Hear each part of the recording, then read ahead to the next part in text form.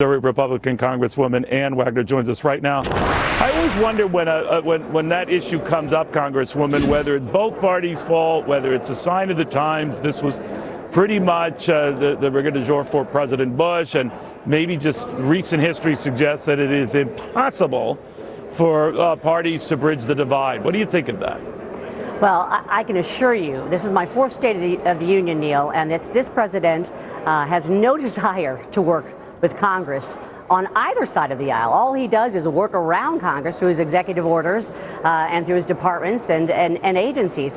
You know, he has come in my tenure here one time to speak to the Missouri to the U.S. conference on the Republican side. And all he did, Neil, was wag his finger at us and lecture us. He has the same relationship, frankly, with the Democrats in his party, too. I have passed bills and had them signed in bipartisan fashion, especially on human trafficking. And this president wouldn't even invite us to the White House to raise the awareness for the bill signing. He does nothing but run roughshod around the U.S. Congress. It takes leadership. Well, then how would you advise any of the Republican candidates now vying for office? They'll be debating here in a couple of nights. How to change the way they go about their business? They need to partner and work with us. It takes dialogue. It takes communications. It takes building relationships. And what's so sad about this president is not only has he not unified or made the effort to reach out to Congress on either side of the aisle, frankly, he hasn't done that with the American public. This is the most divisive presidency, Neil, that I've seen in my history. Divisions around I don't know, race, Congresswoman. I can remember gender. they said that. I remember when they could say that about George Bush. I remember they said that about Bill Clinton. I guess the only reason why I'm asking you this is then there might be gradations of extreme on the part of all these presidents I mentioned, but it seems like the ability of the two parties to get together, find common ground, even surrender a little bit that might tick off the extremes in their party, it can't be done. I don't know why, but it can't be done.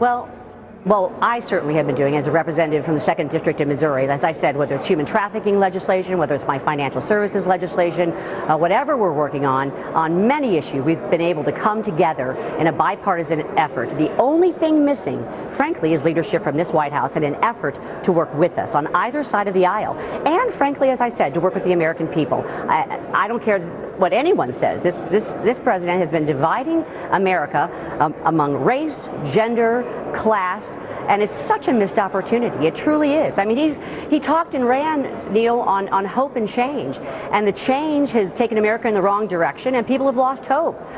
Whether it has to do with national security and defense and the fight on terrorism, or whether it has to do with economic security and jobs. This president is absolutely AWOL on any of these issues, and the American public deserves better.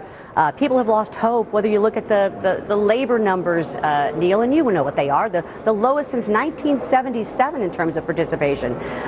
People are doing more, are doing less with, are doing more in terms of cost than less paychecks. So, and as a mother of three, what I care about is frankly knowing that my children, when they go to a mall or school or a restaurant, are going to be safe from terrorism. And this president's, his plan is